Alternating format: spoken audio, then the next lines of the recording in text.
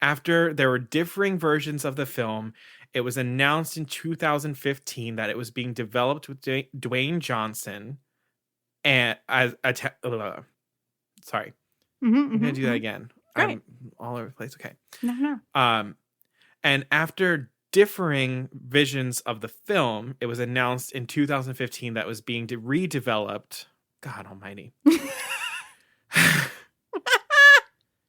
So this movie was announced and entered pre-production in 2004. And then after some differing visions of the film, it was announced in 2000 Oh, no. Caroline, you might have to put me down. Oh, no. This is the first one, Caroline. It's okay. We're just getting the wheels a rolling. It's been so long since we've recorded. All right. Okay.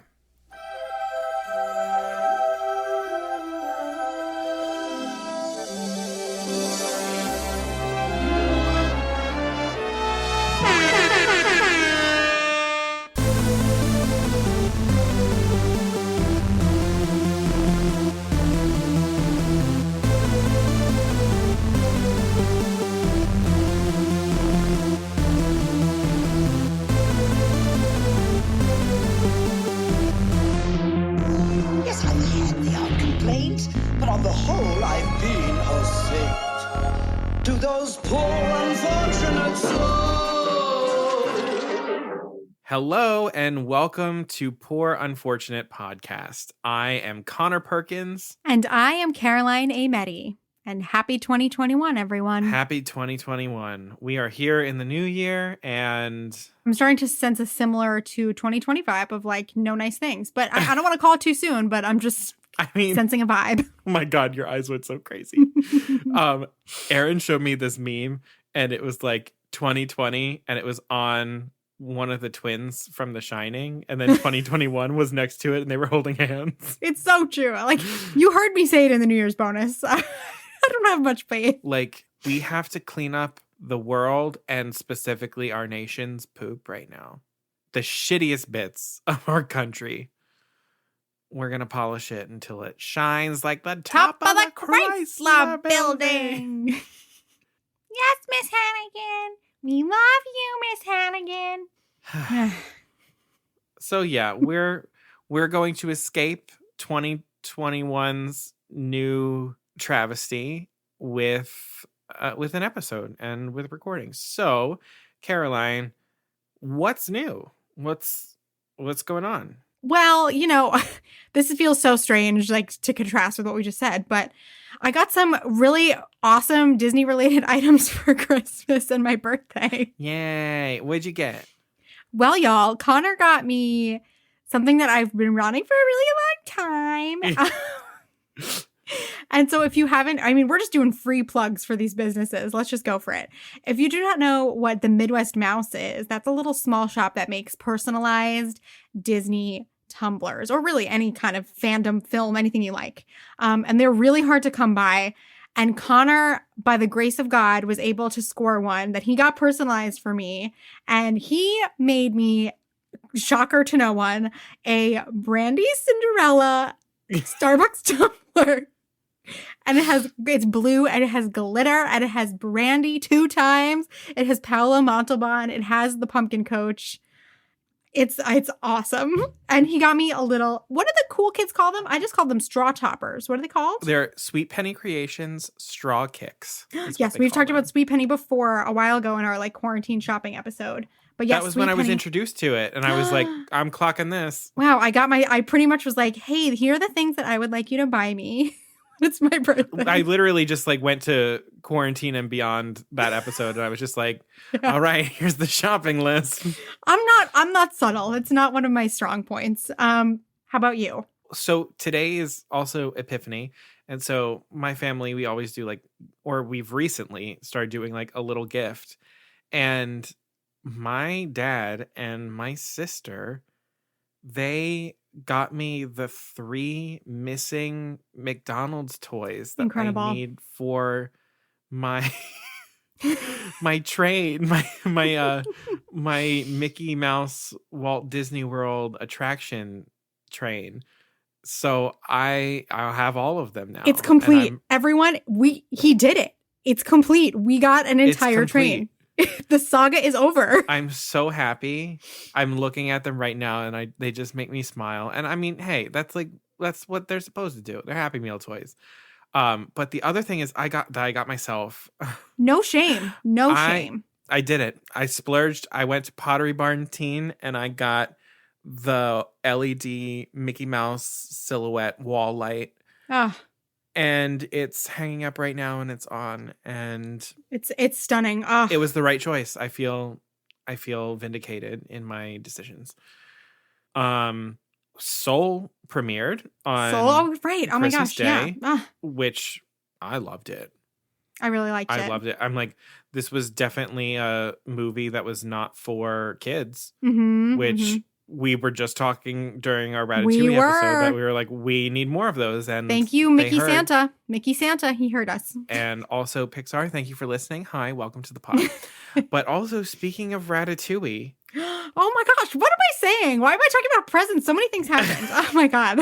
Everything was in that weird time between Christmas and the New Year where you like don't know what day it is. I also we had so many episodes that were premiering all the time that it was just sort of like everything's blending together. Yeah.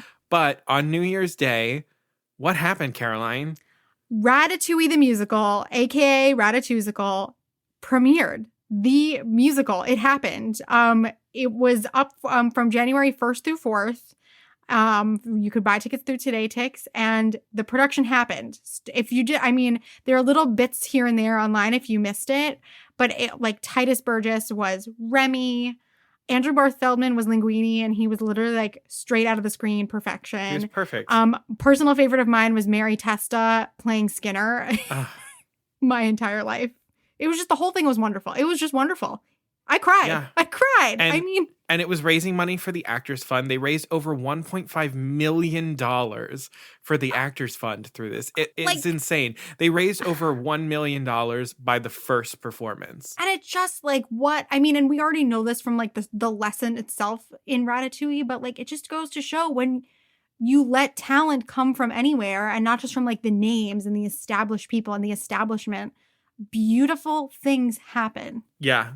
And that's what made me cry about it. It was just like... I mean, I cried with the overture, but I also cried when it just began with Emily. And Emily just directly addresses you. And I was like, yeah, this is where it all started. Emily, like, my gosh! I truly can. Hi, Emily. Congratulations. Emily. I'll say it again. I'll say it a million times. But also the ending, the curtain call was beautiful with all of those videos from TikTok in there. The creators were part of like the mega mix, and then the incredible vocals from the vocal ensemble. And just the fact that it was like this little song that like Emily described, just like singing in her living room, is now fully arranged. People are belting their faces off. They're riffing off of it, and it's a mega mix. It was amazing. It was amazing.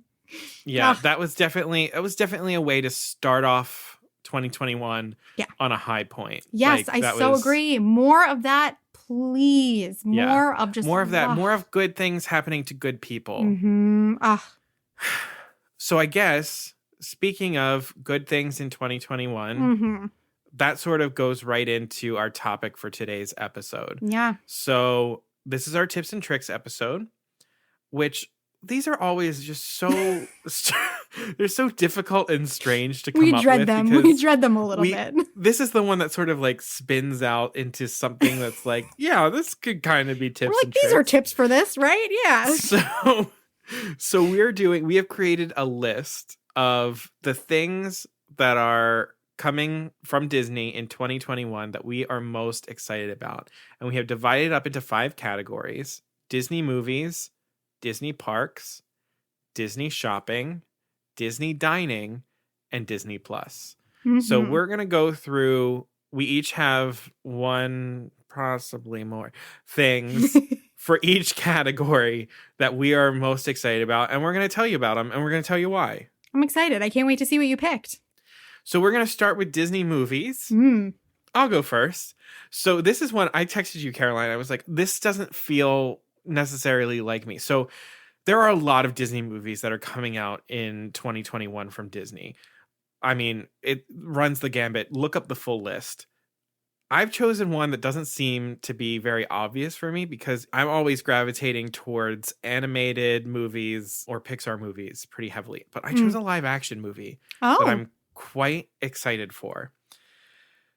I am excited for The Jungle Cruise. Oh, great choice. Yeah. So this movie was announced and entered pre-production in 2004. And then after some differing visions of the film, it was announced in 2015 that it was being redeveloped with Dwayne Johnson attached to it. So it was originally supposed to premiere in 2019. Oh, wow. And then it was pushed to 2020. Nah. And now it's been pushed to July 30th, 2021. So it stars Dwayne Johnson, Emily Blunt, Paul Giamatti, Jesse Plemons, Edgar Ramirez, and Jack Whitehall. And the plot is that it follows Dr. Lily Houghton in the early 20th century, who enlists the aid of a wisecracking skipper, Frank Wolf, to take her and her brother down the Amazon in his ramshackle boat. And together, they search for an ancient tree that holds the power to heal and would change the future of medicine.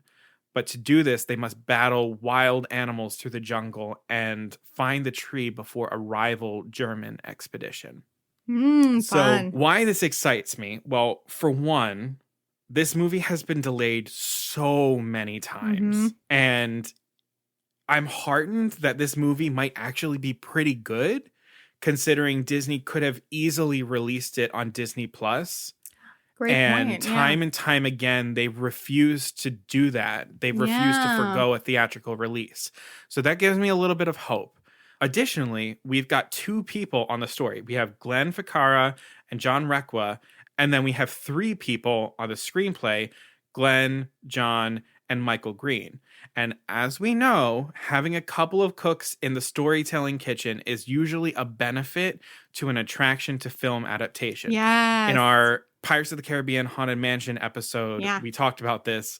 Haunted Mansion had one person doing all the heavy lifting, and Pirates had a lot of people doing it. And so the world building was just so much better. The story got to be so much more solid, and we got Pirates of the Caribbean Curse of the Black Pearl, which was amazing. But also, another reason why this excites me is it's an attraction to film adaptation. I love these movies. I think it's such a unique type of film that only companies like Disney and Universal are even able to make. Totally, yeah. I adore the content in the parks that is not directly related to a Disney film or property. Yes. And what I love about that is because it creates these types of opportunities where it's something completely new, and in creating an attraction, they make a world that is experienced first and not seen, if that makes sense. Yeah. So when they eventually mine a story out of it for a film, it feels like we've already been there. And it also kind of feels like we've been let in on the creative process because we've already seen that world. And also, I mean, when Disney really puts their mind to it, they can nail an adventure movie. Like, really nail an adventure movie. Think Pirates of the Caribbean. Think National Treasure. Yeah. As ridiculous as Nicolas Cage can be, like, National Treasure is a great fucking adventure movie. Yeah. And so I just think that this movie is poised to be one of them, and I'm just really, really excited to see what happens with it. Me too. That got me more excited. High hopes. Yeah. I have high hopes for it. Because think about the things that could then, from this movie, that could then have that sort of symbiotic relationship with the attraction now. Like, I have a lot of hope for it. Bring us The Rock in audio animatronic form, baby. We want it. Yeah. Or maybe there's a scene from the movie that's going to be really awesome that they can just like add to the Jungle Cruise. Not have to get rid of all of the things for it, but like maybe there's just like a new scene that they can give to it. So yeah, I'm really excited for the Jungle Cruise. I have been for a while, and if 2021 is when it's going to come out, hell yeah, that's what I'm looking forward to. I'm excited to see how they handle the comedy aspect too, like that very specific brand of Jungle Cruise comedy. I have a feeling it's going to be really great because as we all know, Dwayne Johnson is great at comedy, and Emily Blunt is Yes. amazing at Yes. comedy. They're both really funny. Amazing Mhm. at comedy. So I have a lot of confidence in Yeah. their chemistry. Mhm. I think it's gonna be good. I think it's gonna be fun. Mhm. All right, what about you? All right. I promise that this is the only one where I'm breaking the rules. Oh yeah, There here we always go. has to be one. Listen, for this movie, we never really received a release date. My assumption, though, was that it probably would have been 2021, but COVID, came and messed everything up. And also, to be honest, I don't know, maybe I'm very picky. This movie we don't have a release date for it. There's no way it's going to be 2021. But listen, I have an explanation. This is the thing that just genuinely has me the most excited, and I really wanted to talk about it, also because we have some new updates about it. So for me, I'm really sorry that I broke the Oh my rules. God. It's the live action Little Mermaid. It's not coming out this year, okay? I don't know when it's coming out, but listen. With all of the COVID related setbacks that have happened to this movie, I mean, principal photography was supposed to begin in April 2020. I actually think we could have gotten a 2021 release. And the fact that most announced Disney films for this year are coming to Disney Plus, I really want to talk about this film. And it's been in progress for a while, not as long as Jungle Cruise, but it was first announced in 2015, and then in 2016 they announced that Lin-Manuel Miranda and Mark Platt were going to be co-producing it. And then I flashed back because I remembered around 2016. Do you remember when Lindsay Lohan was hardcore marketing herself to be Ariel? Girl was going hard, was like, I'm Ariel, it's gonna be me. Oh yeah. It was wild. See, I think I let that sort of roll off my back because that was the same time that there was the Hollywood Bowl performance that Sarah Bareilles did. Yeah, and then there's there was been a the lot Little of Mermaid Little Live Mermaid. that Ali Carvalho did. So I was like, maybe she was going for one of those, but it seems like she had her eyes It on was a for movie. this. She wanted the big screen, girl. Lindsay, baby. So then in 2018, Rob Marshall was officially hired to direct, and in June 2019, we started to get wind of the cast. So in case you don't know, I'm sure everybody does now, but we have Halle Bailey as Ariel, Jonah Hauer-King as Eric, Melissa McCarthy as Ursula, Javier Bardem as King Triton, and then voice cast-wise, we have Daveed Diggs as Sebastian, Awkwafina as Scuttle, whom will now be a diving bird rather than a seagull, which I thought was interesting, and Jacob Tremblay as Flounder. And we have Emily Coates in an undisclosed role, which I'm assuming is going to be Vanessa. And for me, the most exciting thing was we just got an announcement yesterday that Noma Dumezwini, if you watch The Undoing, if you have seen, well, you didn't see it in the UK, but she was Hermione in Harry Potter and the Cursed Child. She was in Mary Poppins Returns. She did Broadway as well. But she will be playing a brand new role that is not in the animated film. We don't know what it is. I'm like, is it Ariel's mother in a flashback? Is it Ariel's mother's ghost? That's exactly where my mind went. I'm like, oh. It's got to be Ariel's mom. Please. I would be so excited. Oh my gosh. So that made me really excited. So I tried to count it because we just got new news about it. But anyway, so where to start about my excitement? First of all, the screenplay is going to be by Jane Goldman and David McGee, and they've got some great credits. Jane Goldman's, her version of one of the Game of Thrones spinoffs is the one that got greenlit. And so I'm like, that's a great sign. She wrote the new Rebecca that's on Netflix that I really enjoy as well. And I thought, I haven't watched that yet. Oh, God. I loved it. I knew I would, but yeah, it put a great spin on the female characters. So it gives me a lot of hope for what she's going to do with Ariel. And David McGee is also, interestingly, he wrote for Mary Poppins Returns, but he's also working on an upcoming Hans Christian Andersen musical with Steven Schwartz. So that's exciting. Ooh. That sounds yummy to me. So no lie, as much as these live action remakes make me a little bit nervous and I get stressed, I also find a big thrill in the worry about these. And I just get really excited to see what the team's going to come up with. Even though I did not care for the Beauty and the Beast live action, I was more excited than I've been for most things in my life. The day that the first teaser trailer dropped, I couldn't breathe. The first teaser was amazing. Yeah, it was amazing. I was like, that was the high point. Yeah, it was. And so to that end, I am so excited to see Halle as Ariel. Thank you. Number one, obviously, because we need representation. I can't wait for her to be Ariel. I'm so excited for that reason. But thank you. We got a superstar singer to play a singing Disney princess. Thank you. That's always what should have been happening. I don't know why, like, in the past, like, we're like, sure, we'll take a chance on an actor who hasn't really sung before.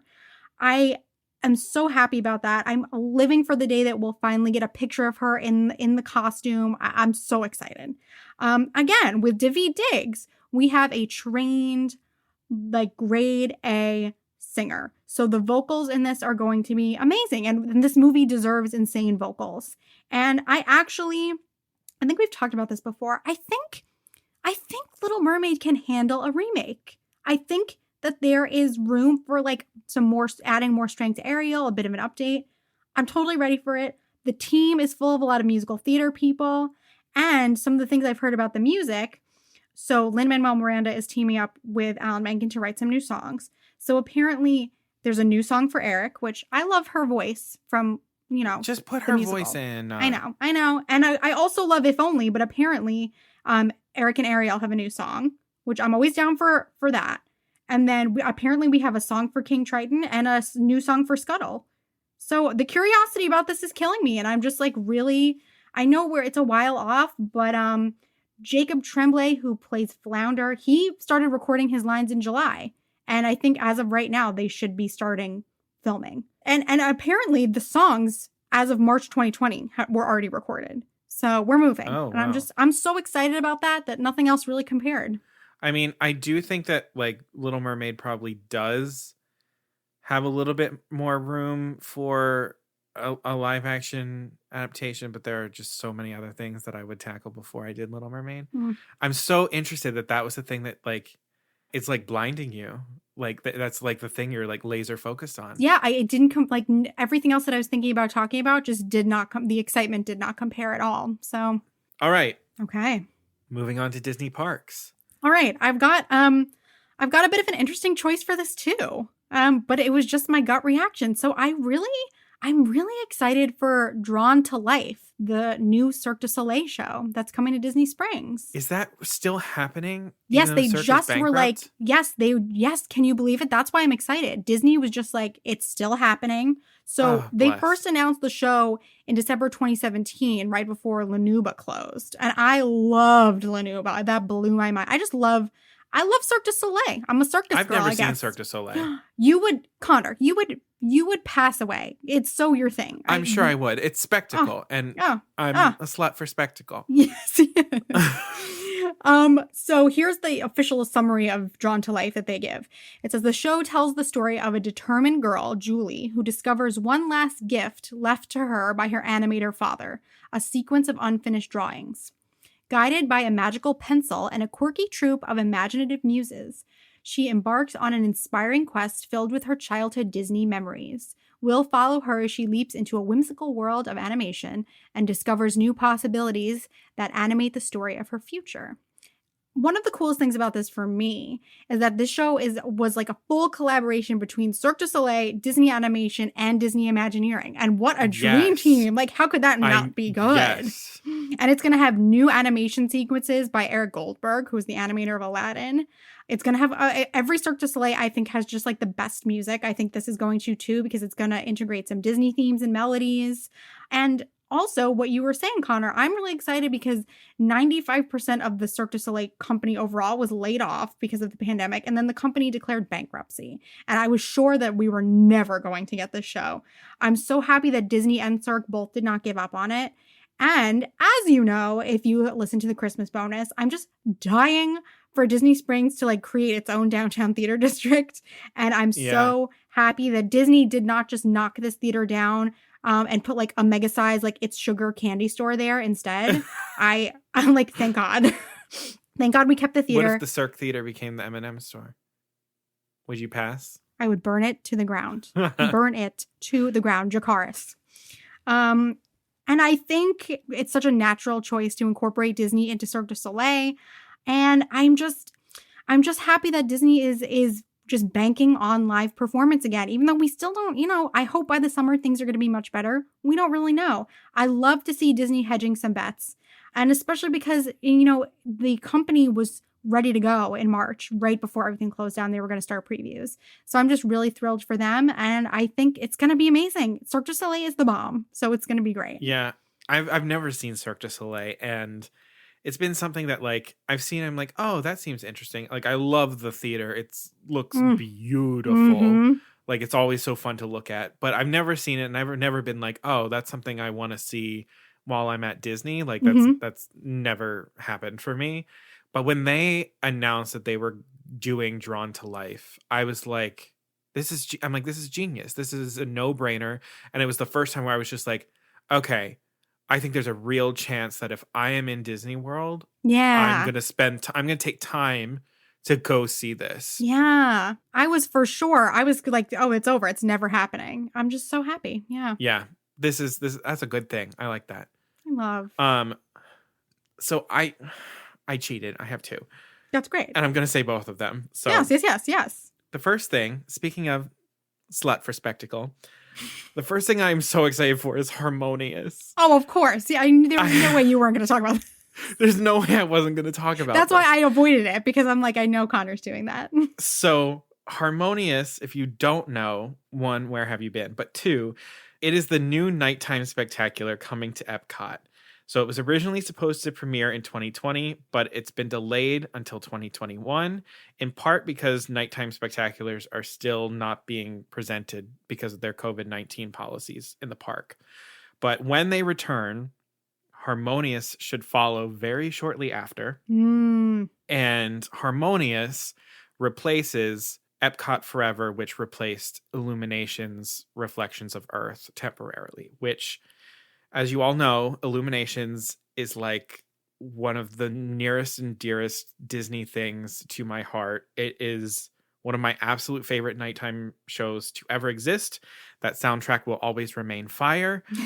That's true.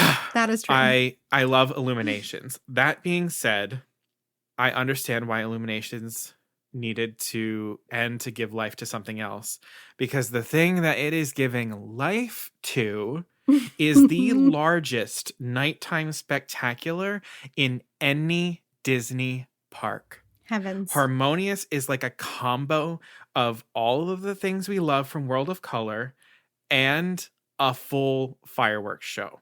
It features custom built LED panels, including a gigantic arch, huge floating set pieces, pyrotechnics, choreographed moving fountains, lasers, lights, and fireworks.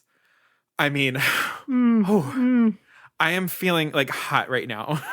Well, I don't know if you're going to survive seeing this for the first time. This is my dirty talk. So the barges are so large that they are now permanent fixtures in the World Showcase Lagoon. So instead of Illuminations where they used to have to tow it out there during the day, that no longer happens because these babies are so damn big. That's the only thing that made me unhappy, because I saw it in one of the vloggers' videos and I was like, ew, it's so ugly. No. Well, stop. I'll tell you. Okay. So the show is said to be a celebration of how Disney music in multiple languages inspires people around the world. So why does this excite me? Why wouldn't it excite me?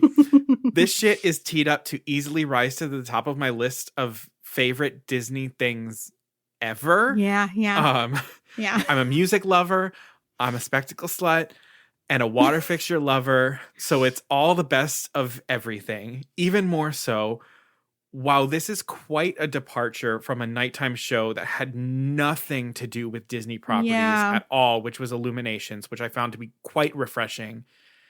It seems to be a perfect marriage of the intent of the World Showcase at Disney as part of their kind of revamping the park.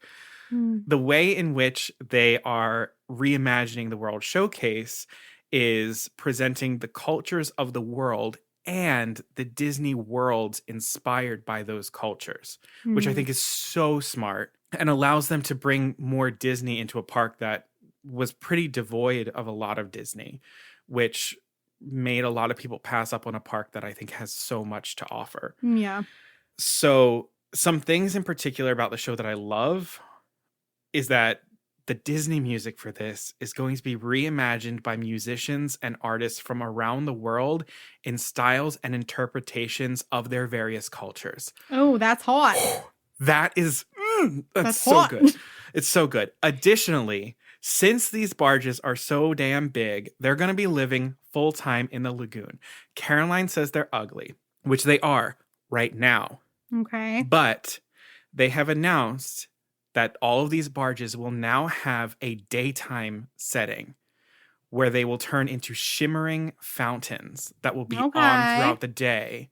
And then at night will transform into harmonious, which I think people are not going to appreciate until they see them. I think it's going to breathe so much like fresh air into the World Showcase and give it some movement and drive and like a heartbeat to the entire area. I think it's something that's just like so simple that is going to be so great. Have you looked at the concept drawings of when these shimmering fountains are on? I did, actually. I did, because once I saw the video, I was like, these are ugly. What are they going to do? I looked it up. You know what? It's probably going to be beautiful. My one thing is, one of my favorite things in the world is just like getting the picture or just standing at one point in the World Showcase and just being able to see all the way across.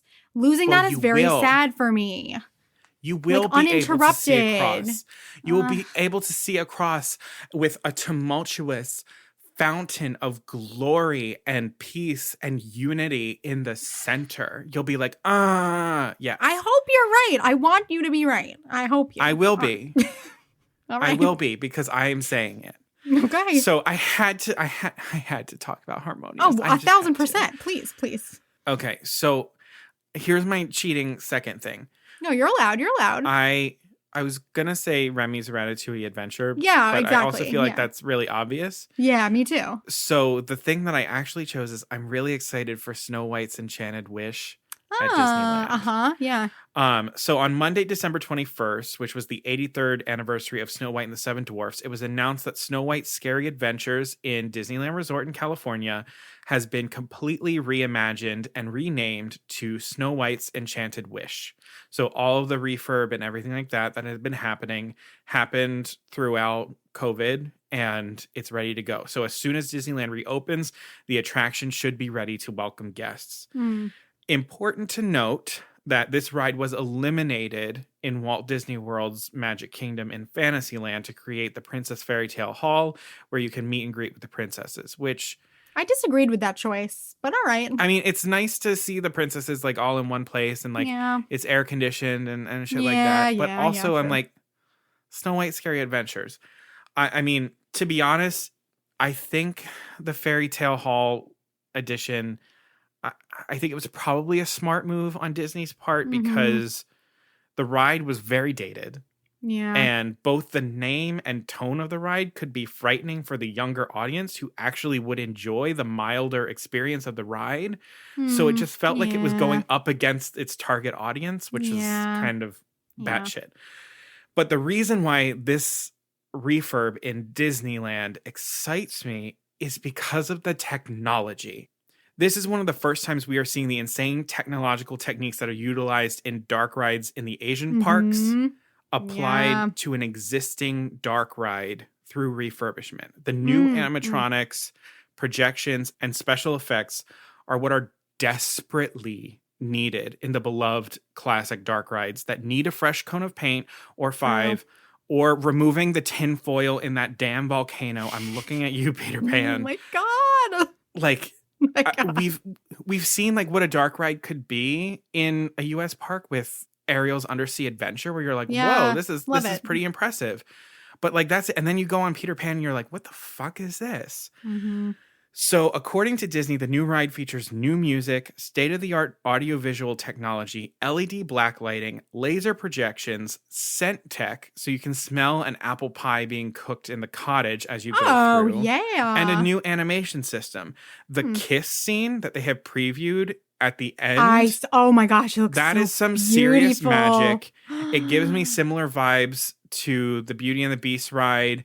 I was going to say the same thing. Oh my gosh. In Tokyo. Like, oh my God. Oh gosh. But more than the ride in particular, I am just excited that Snow White's Enchanted Wish is opening doors for the future of dark ride refurbs because they're really, really needed. And so my excitement isn't necessarily like, oh, it's a Snow White ride. I love Snow White. It's my favorite movie ever.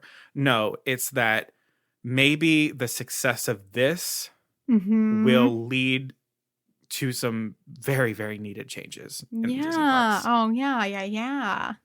So moving on to Disney shopping.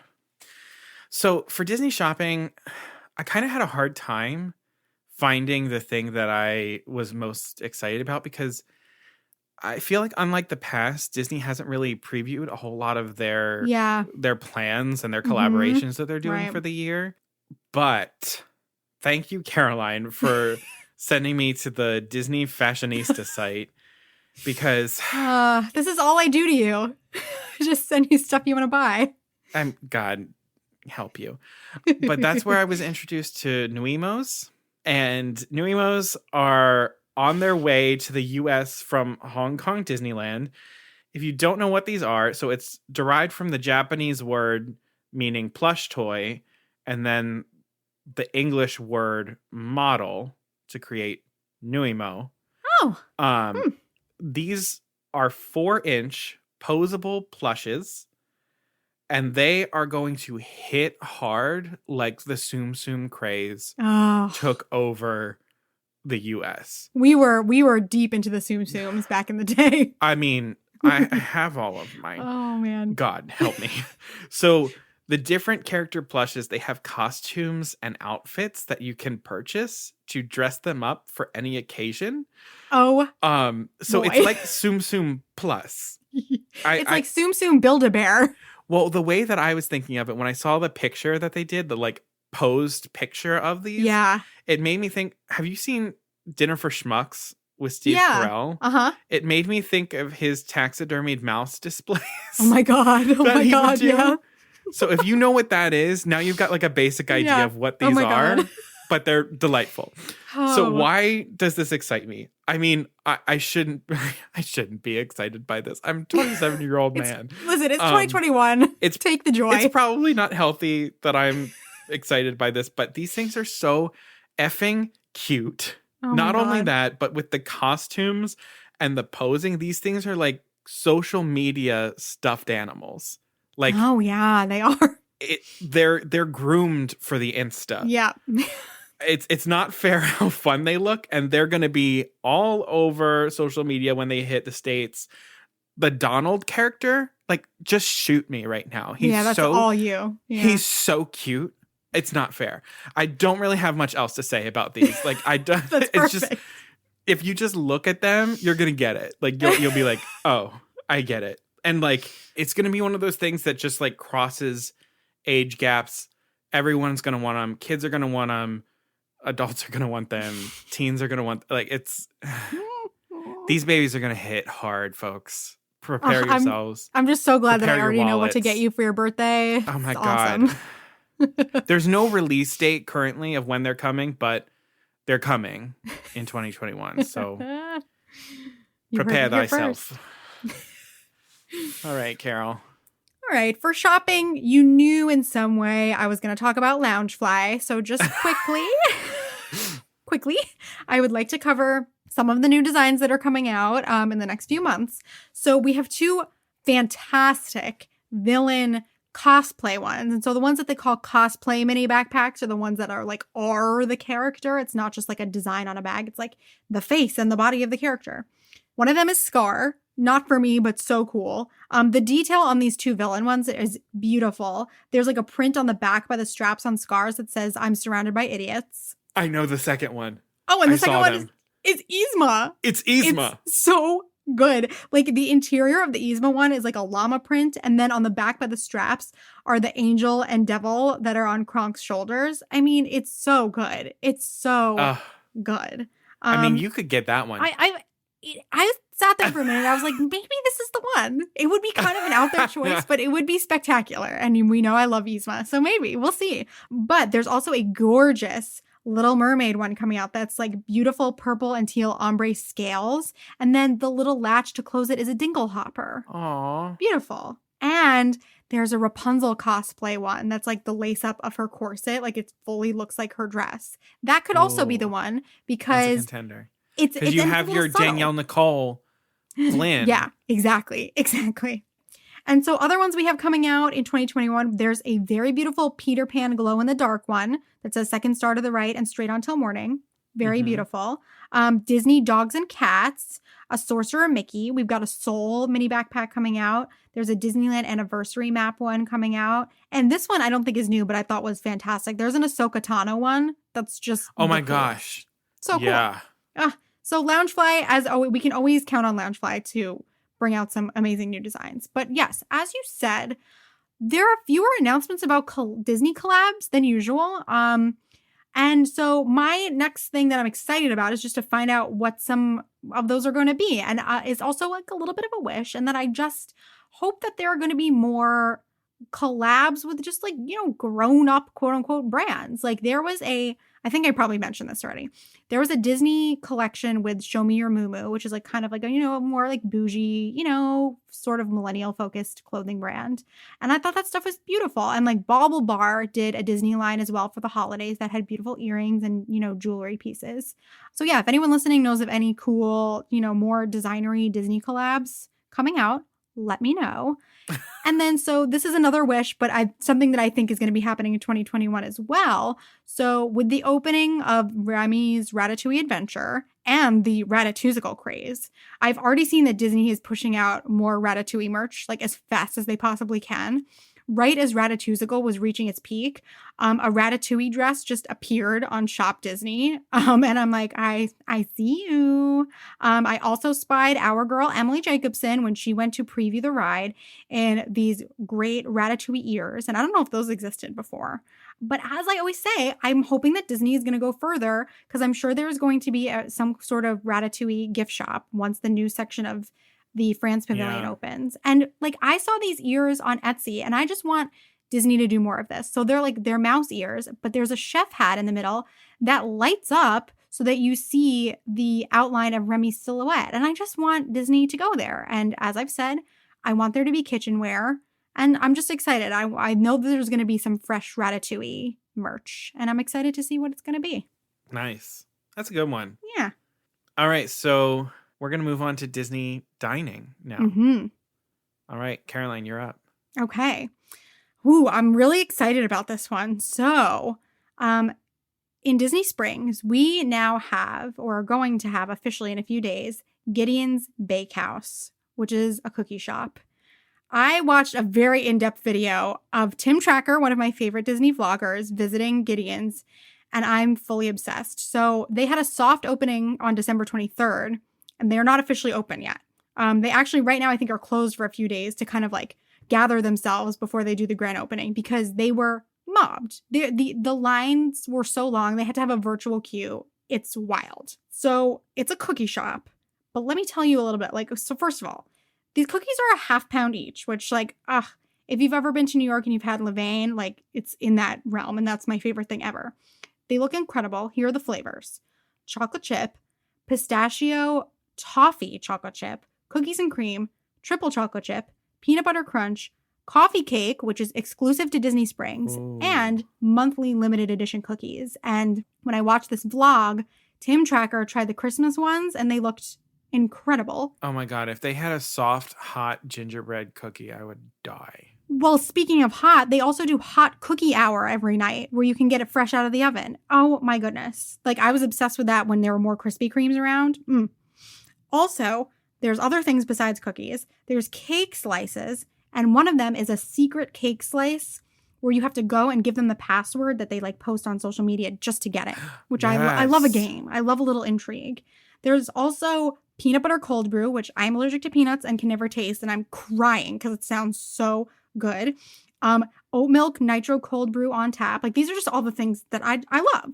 And so then paired with that, the theming of this place is unbelievable. Their little tagline is carefully crafted, dreadfully delicious, because the theming of the shop is creepy, steampunk, Victorian.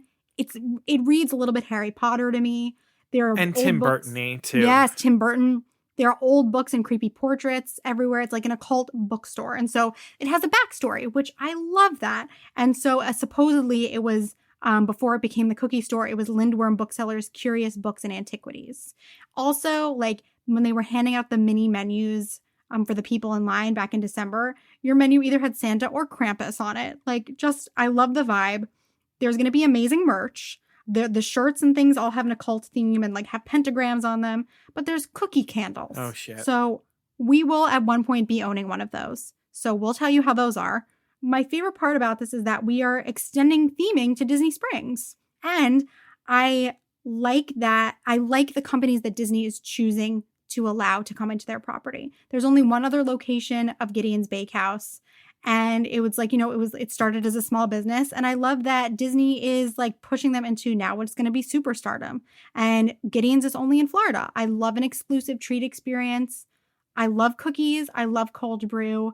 I have not really thought of much else ever since I saw Tim Tracker go there. And that's one of the first things I'm going to do next time I'm in Disney. No shame. Straight up. All right. That's a good choice. I'm also excited for La Crêperie de Paris, which is coming to World Showcase, because, that's attached to the Remy's Ratatouille expansion. But I think what's cool about that is they're going to have both table service and quick service. I think it's cool that like you can actually have a sit-down crepe experience. It's going to be inspired by the Brittany region of France, where they grow a lot of apples. So there's going to be a whole menu of French hard ciders, which it's just my jam. And the France Pavilion to me, just like, there's so many, everything is so delicious there. And so I know that they're just going to keep it up with this. And I know it's going to be so yummy. And it's just also tied in my mind to my excitement over Remy's Ratatouille Adventure and the new section of France that we're going to get. So I'm excited to try that too. Yeah, that's our way of kind of sneaking Remy's Ratatouille Adventure into like every single thing that we talk about without ever saying like, that's the thing we're excited about. Mm-hmm. So the Disney dining that I'm excited for is Victoria and Albert's Bistro. I did not know about this at all. Okay. So I want to start by saying that Walt Disney World WDW News Today has done a terrific job covering a story that I think largely would go overlooked. Mm-hmm. So a lot of my information that I have about this is coming from them. So thank you in advance. So, Citricos, the second floor restaurant and one of the many dining experiences offered at the Grand Floridian Resort, is gone. I don't think I really knew that. This is going to take the place of Citricos. Victoria and Albert's Bistro is set to open in its place in 2021 as part of a larger overhaul of the resort itself. It is expected, design-wise, to follow suit with the new Enchanted Rose Lounge. Yes. I would expect that it would remain a table service dining experience like Citricos, but with a fresher and more modern look. So why does this excite me? So in following the Grand Floridian story, I'm a mixed bag of emotions here. I've never stayed there, and I've only dined there once when I was a child. And it has always been my dream to stay at the Grand Floridian, Castleside preferably. We're going to get you there. We're going to get you there. But here's the thing. Bob Chapek evidently does not like how the Grand Floridian looks or its vibe. He feels it falls short of what a luxury resort on a Disney property could be. He's actually said that he thinks the Four Seasons Orlando is kind of outshining them. His plan was to overhaul the entire resort, lobby to rooms, the entire look of it. It's not very clear how much of that plan is going to actually come to fruition, with this change being only the second refurbishment to happen in the Grand Floridian. Personally, I feel like the Grand Floridian interior is iconic. That being said, the theming of the Victorian style interior doesn't feel as luxury as it may have once. Yeah, I've got to say the room interiors are a little like looking like Granny's living room to me. Yeah. I have trepidation of like, what would this full overhaul look like? Because they've said that they want it to look more like the new resort that's opening in Disneyland. But I am put so much more at ease when I look at what they have done with the Enchanted Rose Lounge. If you have not Oh, seen the Enchanted gosh. Rose Lounge, go immediately right now on your phone. Pick it up. I'll wait. Now that you've got your phone, open up your browser, Google Enchanted Rose Lounge, Grand Floridian, and look It's at so these pictures. beauty. It is modern fairy tale luxury chic. I'm in love with it. Even if it takes Oh, more it's bringing a tear to my inspiration from the eye. live Oh. action remake of Beauty and the Beast than the animated film. Like, that's saying something. It feels like it's a fairy tale that is made for adults, which is something that we have both said that we really want in the Yeah. parks and in resorts. And so if the lounge sets the tone for the future of Grand Floridian, I think it could be really spectacular. And I think Victoria and Albert's is a bookend to that test that started with Enchanted Rose Lounge. And I think if it captures a similar vibe that was started with them, I'm sold all the way. Yeah. So thank you, WDW News Today, for keeping us up to date on, I think, one of the biggest Walt Disney World stories that is flying steadily under the radar right now. Yeah, for sure. Had no clue. Yeah. This, like, hooked me. I was like, because there's a story in this. Yeah. So, yeah. Mm. In one comment about Victoria and Albert's Bistro, I saw people are like, a bistro? What are they going to call it? Vicky and Al's? And I was like, I'm done. Yes, I want them to. Vicky and Al's Bistro. Vicky and Al's. Oh, God. All right. So moving on to Disney Plus. There's a lot of content that is coming to Disney Plus in 2021. Like a butt ton. And the thing that I am most excited for is Monsters at Work. Oh. So, if you don't know, with Billy Crystal and John Goodman reprising their roles as Mike and Sully, Monsters at Work is the new animated Disney Plus series that takes place 6 months after the events of Monsters, Inc. Mm-hmm. And it follows a new monster, Tyler Tuskman, who is a recent graduate of Monsters University as a scare major. Now, as Monstropolis is navigating the transition from scream power to laugh power, he is hired on the facilities team as a mechanic, and he aspires to work alongside his idols, Sully and Mike, one day. Cute. So original cast members are coming back. John Ratzenberger, Jennifer Tilly, they're slated to return, with some new voices joining, including Kelly Marie Tran, Henry Winkler, and Ben Feldman as Tyler. So why does this excite me? So this was hard to choose in some ways, but also in other ways, like not at all. Monsters at Work has been one of the things that I have been most looking forward to since it was announced in 2017. It is a fully animated Pixar TV series. So like just take a moment and let that sink in. Yeah. Think about all the amazing things that Pixar achieves in their animation for the big screen, and now imagine that in a TV series too. The incredible voice cast that's on board, choosing to continue building upon the world of Monstropolis through a series, it's just such a recipe for success and something that I have been really anxious for Pixar to attempt. I mean, we've seen them do great things because they had the hand-drawn series Buzz Lightyear of Star Command all those years ago. I don't know if you remember that. Oh my God, that was one of my favorites. Me and my brother loved that. Oh. And then right now they have Forky Asks a Question, which is fun, but they're really, really short. And then we also have Spark Shorts on Disney Plus, and they're all great. But we are ready for Pixar to go all out on a TV series in the way that they're going for Monsters at Work. So I am so excited for that. Yeah. Oh, yeah. And that's another one that I feel like has been a little bit flying under the radar. People aren't talking about it as much. Yeah. It's like Jungle Cruise for me. I've been on board since day one, and I have been waiting for it. And if 2021 is the year of all of the things I have been waiting for coming, I just can't imagine the other things that I have been waiting on, like success in my life or a thriving love life or personal life. Like, they could all come too. It's a sign. It all could happen for me in 2021, Caroline. Just you wait. I hope so. I really do. I mean, probably not. But if I walk out of 2021 with Monsters at Work and Jungle Cruise, And nothing else. I could say that I did pretty well.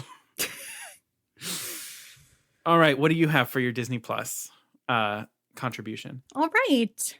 So mine is also going to be a theatrical release, but Raya and the Last Dragon is coming to Disney Plus as well. Yay. Yeah, with premiere access, and that will be on March 5th. So yeah, we've been waiting for this too. It also got delayed because of COVID. To be honest with you, I didn't watch the trailer right when it came out because I was like, oh, I don't have faith that it's going to come out. I'm just going to get, my hopes up and then they're going to postpone it. But here's the official summary because I didn't really know it. Oh, yeah, it's good. Long ago in the world of Kumandra, humans and dragons lived together in harmony. But when sinister monsters known as the Droon threatened the land, the dragons sacrificed themselves to save humanity. Now, 500 years later, those same monsters have returned, and it's up to a lone warrior, Raya, to track down the last dragon in order to finally stop the Droon for good. However, along her journey, she'll learn that it'll take more than dragon magic to save the world. It's going to take trust as well. So, Kelly Marie Tran, there she is again. I didn't know she was going to be in Monsters there at she Work. Is again. Good for her. Disney Plus. I'm so proud of her. I mean, she deserves I don't know it. her at all. She deserves but I'm but like, she of her. deserves this. After Ryan Johnson and J.J. Abrams just set her on a whirlwind course of hate on social media don't even from get me these started. Star Wars trolls. She deserves the best apology from Disney, and I feel like they're trying to make good on that with Raya, and she's got Monsters at Work. Love that. She needs more. Oh my gosh. And this is the second time that Awkwafina is coming up on my list as well. So she will be voicing Sisu, the last dragon. Go Awkwafina. I love her. Yeah. Go Awkwafina. Yeah. So why I'm excited? It's really just a pretty simple reason. And that I didn't even realize this until I really looked at the list. But this is Walt Disney Animation's first original animated, non-sequel film since Moana in 2016. Non-Pixar, I'm like, what has been going on? How did that much time pass? It's wild. Yeah. But yeah, I'm just ready for something that has the potential to turn into another Disney classic. I love that we're going to have a Southeast Asian heroine. I also just love a heroine who befriends dragons, like Khaleesi. Let's have another one. Yeah. We're moving. I don't know if she's going to be considered a princess. I've heard that she's the daughter of the village chief, so they might try to push the princess thing. I don't need her to be one. She can just be her own thing. But I'm just I want another classic. I do, because I do think that we need an Asian princess. Because we don't have one currently. We're getting there. That episode is coming. The Mulan episode is coming. But yeah, it's just pretty much I just want a classic Disney animation film. And, premiere access, whatever. I'm going to pay for it. Yeah. Sure. Would I rather, not spend money in any circumstance? Sure. But, this is the world. And when I want to see art that I'm interested in, I pay money for it. Thank you. That's all. Yeah, no, I absolutely agree. I feel like there's just this big misconception that, arts and entertainment is just something that's, I think not paying for arts and entertainment that you consume just reinforces the world sort of looking down on it as an actual industry, as an actual career. Yeah. And it's there are hundreds of people who have jobs because of this thing that you're consuming. Mm-hmm. You can pay for it. There's so much work that's going into it. You can pay for it. The fact that attitude has prevailed during this pandemic when the arts have become a lifeline for all of us. Yeah. It really is really making me angry. It's really getting to me lately of just people thinking that art is just going to be free, that it's just made for free, that the love of making it for artists is enough. No, you can't eat your love of the arts. I wish you could, because I would eat forever, but you can't. So it's enough is enough. We can't pay rent with my love for the art. I can't go to the dentist and get my teeth cleaned with my love for arts. Nope. Yeah, no, that's not a thing. Okay, so that is our list. That is our list of the 10-ish things that we are really, really excited for in 2021. So those are your tips for getting excited. Yeah, for those are also there are they're tricks. there are tips.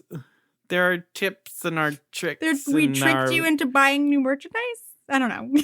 We tricked you into thinking this was a tips and tricks episode, but there it is. So yeah, if you have things in 2021 that you are excited for that are coming to you from Disney, definitely let us know. Also, make sure that you hit the subscribe or follow button in whatever podcast app that you are listening to. That will keep all of our new episodes and new content downloading to your device so that it's right there waiting for you.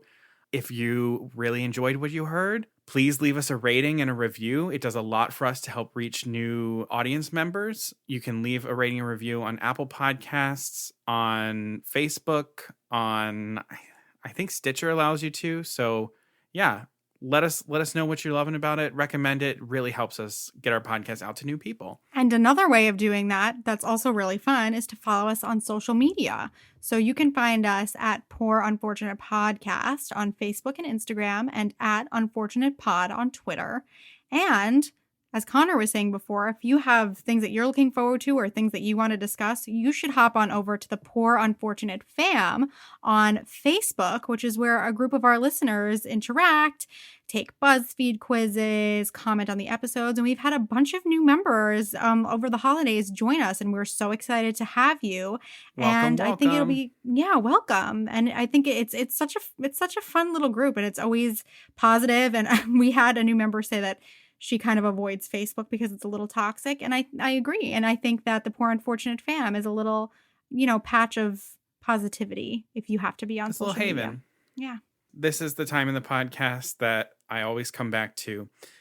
It does take us some money to keep the podcast up and running and coming to you. So if you have it in your hearts and you have it in your wallets, we do have a PayPal account and we are accepting donations. You can click the link that's in the episode description to make a donation, or you can click on any of the website links on our social media accounts, and there's a button where you can donate to our PayPal. Truly anything that you have to spare helps us more than you would imagine. Truly, even $1. If you enjoyed this and it was worth $1 to you, it helps. It really does. It really does. And you have the ability to make a monthly donation, to make a one-time donation. We'll take anything. I also understand if you might not be in a position to make a donation right now. In that case, a share with a friend who might enjoy the podcast, a share on social media, all of that is also really, really appreciated. So Thank you very much in advance. Thank you. Of that. All righty. That's it.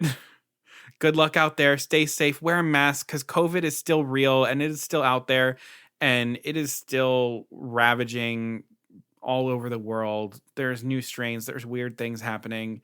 Please be safe out there and be kind to one another. Please. Really, really, please do. So until next time, Beluga Savruga.